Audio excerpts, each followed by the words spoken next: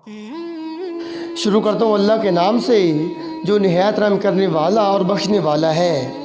Muzammil vice के मुअज़्ज़ज़ दोस्तों, अस्सलाम वालेकुम।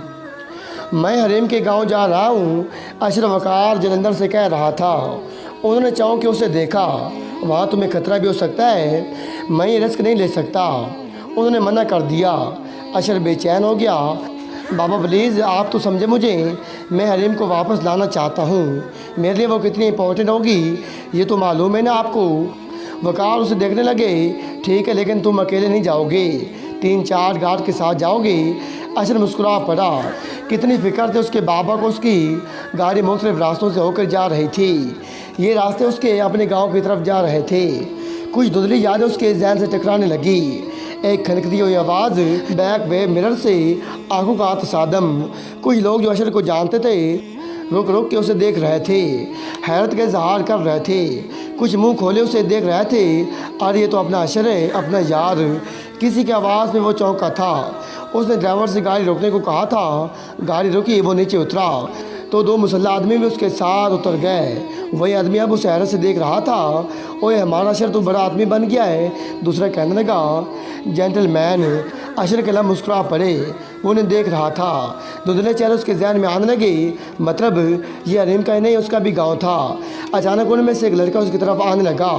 करीब आकर उसका चेहरा अपने हाथों से छूने लगा। अशर मेरा यार, मेरा जिगर तो जिंदा है। वो उसे गले लगा के रोने लगा। अशर हैरत से उसे देख रहा था। हम समझे थे हमारा यार मर गया, सरदार सलार ने मार दिया था तुझे। वो रो रहा था। वही धुंधले चेहरे जो उसे हरीम से अलग कर रहे थे। हवेली ले चलोगे मुझे, अशर ने उसे कहा। तो वह उस बात में सर हिलाने लगा। उसे गाड़ी में बिठा के वो भी बैठ गया और गाड़ी फिर से उन रास्तों पे चलने लगी। वो बैठ देख रहा था। गाड़ी हवेली के गेट पे रुकी तो गार्ड्स उनकी तरफ देखने लगे। उस लड़के ने जोश से उसे कहा, ये अपना अशर है, हवेली वालों का मेहमान है ये। गाड़ी आगे बढ़ी। वो गाड़ी से निकला तो वहाँ मौजूद कुछ मुलाजिम जो उसे जानते थे हैरत से उसे देख रहे थे। सूट बूट में मलबूस वो अशर तो कोई और ही लग रहा था। सब हैरत ज़दा थे और सबसे ज़्यादा हैरत ज़दा वो खुद था। जबकि वो लड़का बोल रहा था, हमारा अशर ज़िंदा है, शहरी बाबू बन गया है, शहर से बड़ा आदमी बन के आया है। उसकी नज़र सामने पड़ी जहाँ पहली दफ़ा उसकी नज़र हरीम पे पड़ी थी और वो नज़रें हटाना भूल गया था। हरीम उसने ज़ेर लब दोहराया। कुछ धुंधले लम्हे कोई न घसीटता हुआ हवेली के अंदर लेके जा रहा था। धुंधली हरीम के चेहरे पे जख्म थे और उसके बाल खींच रहा था। वो उस दम सर थाम लिया। किसी ने उसे अशर के आने की इतला दी थी। वो भागती हुई हवेली से बहर आई थी और अब वहीं रुकी अपने अतल पतल बोती सांसों को संभालते उसे देख रही थी। वो भी रुक के उसे देख रहा था। वो आगे बढ़ी थी। मेरा अशर पुत्र आया है, मिठाइयाँ बांटो। वो बुआ को देखने लगा। एक धुंधला सा चेहरा उसे याद आया था। वो उनके साथ अंदर हवेली की तरफ बढ़ रहा था। हरीम साइड पे खड़ी बेखुदी में उसे देख रही थी। वो दोनों के लिए अंदर आई तो महनाज आगे बढ़ी और अशर को खुशअमदीद कहने लगी। उनकी नज़र सामने व्हील चेयर पर बैठे शख्स पे पड़ी। एक आवाज़ उसके कान से टकराई थी, ले जाओ इसे बंद कर दो। बाबा साईं नहीं, प्लीज़ अशर को कुछ मत कहिए बाबा साईं। वो इस जगह को देख रहा था जहाँ हरीम को जोर का थप्पड़ पड़ा था। वो वहीं रुक गया। उसका दिल डूबने लगा था। उसे समझ नहीं आ रहा था आगे बढ़े या वहीं रुके। वो चुपचाप कभी उस शख्स को देखता, कभी इस जगह को।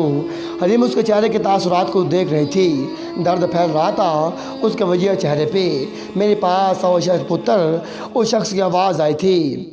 मैं माफ़ी के लायक खुद को नहीं समझता, लेकिन क्या मुझे माफ़ कर दोगे? वो वहीं 2 जानों गिरते हुए बैठ गया। धुंधली यादें, धुंधली बातें उस अपना सर पकड़ लिया। हरीम घबरा के उसके पास बैठ गया। अशर वो सर उठा के हरीम को देखने लगा। उसकी आंखों में आंसू थे। अशर ठीक हो? वो हरीम को बेखुदी में देखे जा रहा था। हाथ बढ़ा के उसके आंसू को अपनी उंगली के पोर से साफ करने लगा।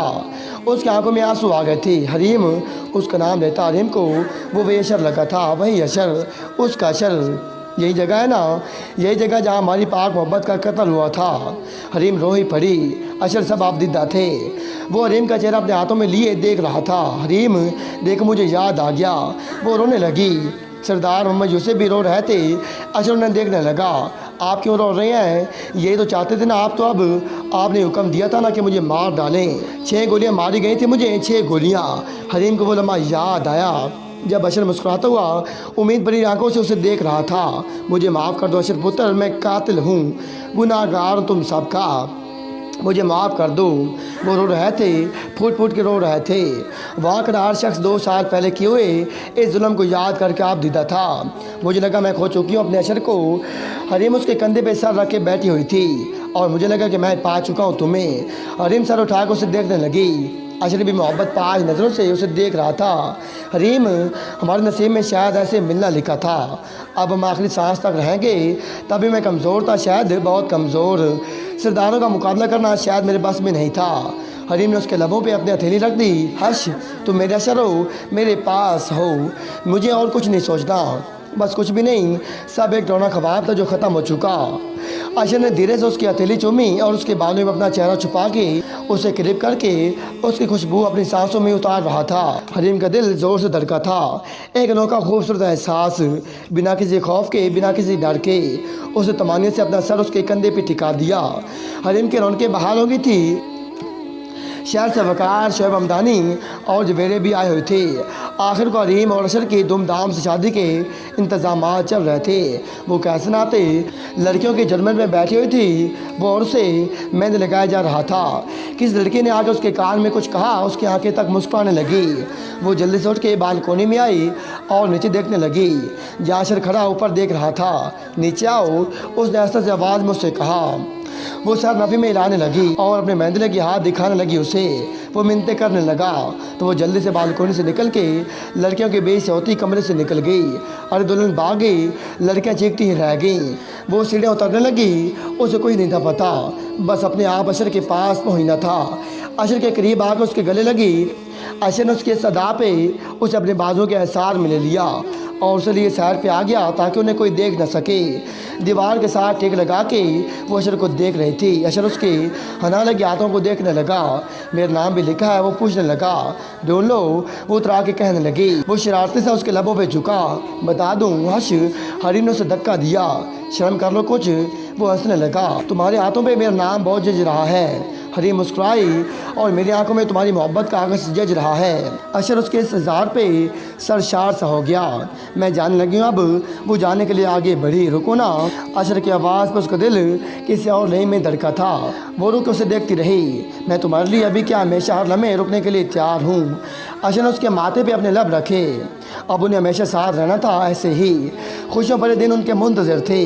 मोहब्बत और नफ़रत की जंग में हमेशा जीत मोहब्बत की होती है। जालिम और मज़लूम की कहानी में जीत जालिम की हो भी जाए, फिर एक वक्त ऐसा भी आता है कि वक्त मज़लूम के हाथ भी आता है और वो जीत जाता है। अशर और हरीम की कहानी भी कुछ ऐसी ही थी। वो हारे नहीं थे कभी, उन्होंने जंग लड़ी थी।